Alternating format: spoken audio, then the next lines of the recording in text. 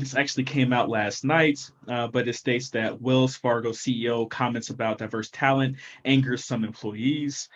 So basically, the context of the story is Wells Fargo's chief executive officer, I believe his name is Charles Scharf, exasperated some black employees in a Zoom meeting this summer when he reiterated that the black bank, or excuse me, the bank had trouble reaching diversity goals because there wasn't enough qualified minority talent.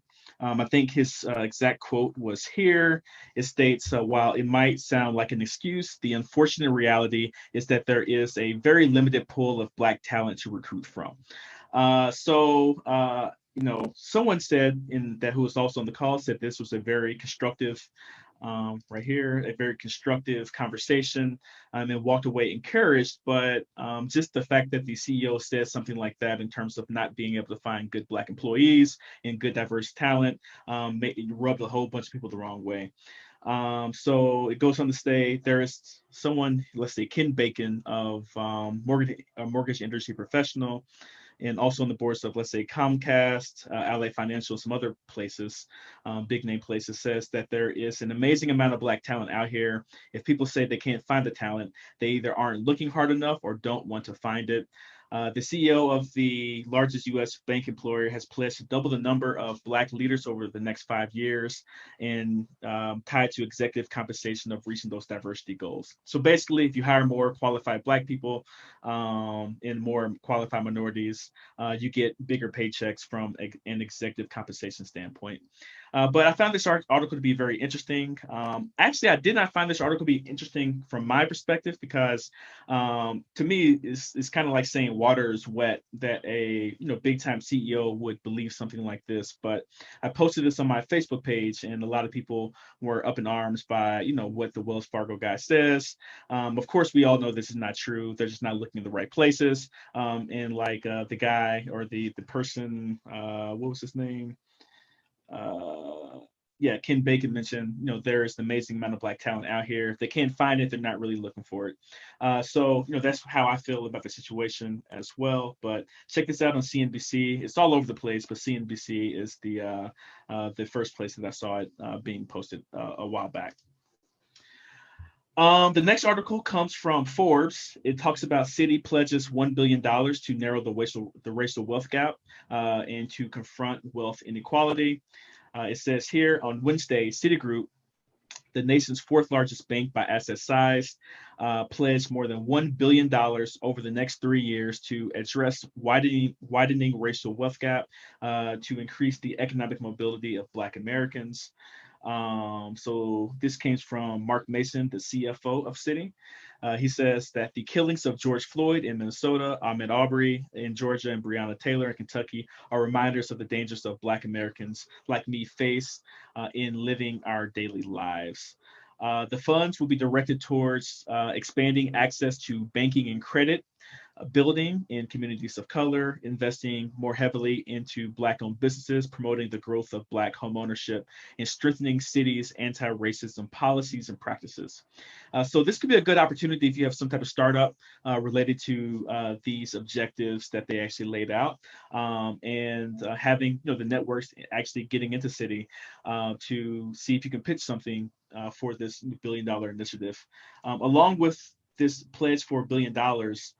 Citi also launched this GPS report, which estimates a $16 trillion loss in GDP due to racial inequality in the USA. So it's the Global Perspective and Solutions report. So closing the racial inequality gap. So from this article on Monitor Daily, you can actually get to reading that art or reading the entire report as well. Here it states our overarching goal for Citi GPS series is not only to tackle the key opportunities and challenges of the 21st century, but also to address complex social or societal questions and not shy away from difficult subjects. So that's why they're writing this report. So it seems like Citi is, relatively serious in regards to using their power and capital to closing the racial wealth gap. But of course, we know this is a large systematic problem, it's going to take more than Citi to actually make this happen. They laid out some. I liked how they laid out the problems, but steps that they were talking about, what governments, corporations, and individuals can do, I was a little bit underwhelmed by this, and of course, no one actually ever mentions reparations in these discussions. But even excluding that particular fact, I think they could have done a little bit better with their recommendations here. But it's worth a read on Monitor Daily, so go ahead and check that out. The next article comes from Vox. Vox is one of my favorite sites, but it talks about the financial case for defunding the police.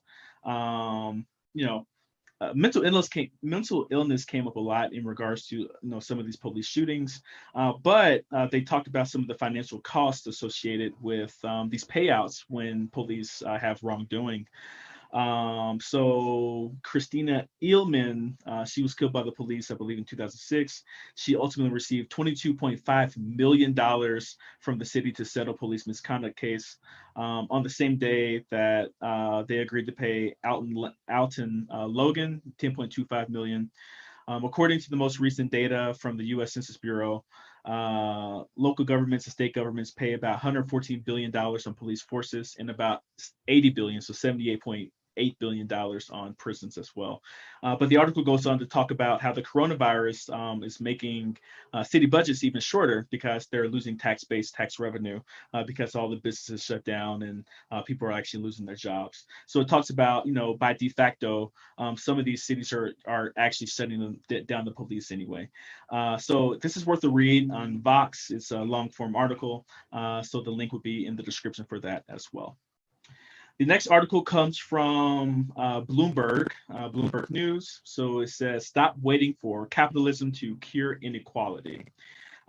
So a lot of people talk about the business case for diversity, and the business case for diversity of thought. It opened up the article about, I believe it was Apple's, a few years ago, Apple's chief diversity officer losing their job because she mentioned that there can be 12 white, blue-eyed, blonde men in a room, and they're still going to be diverse too. Of course, if that's your D&I head, a lot of people don't want to really hear that type of thing. So she apologized for her remarks and was removed from her post. But that's actually a prevalent thought in regards to corporate America in business diversity. So the case for business diversity of thought and moving away from racial diversity and gender diversity and those types of things as well. So this article talks about that a little bit in regards to what's his name? Roosevelt Thomas Jr., who was a big time organizational development, organizational behavior professor as well, but he argued that the policies forcing companies to remedy centuries of slavery and racism by hiring more Black people had done their job. This was 1990, so it's kind of laughable to think about, but white men no longer make up the entirety of the business mainstream. The realities facing us are no longer the realities of affirmative actions we're designed to fix.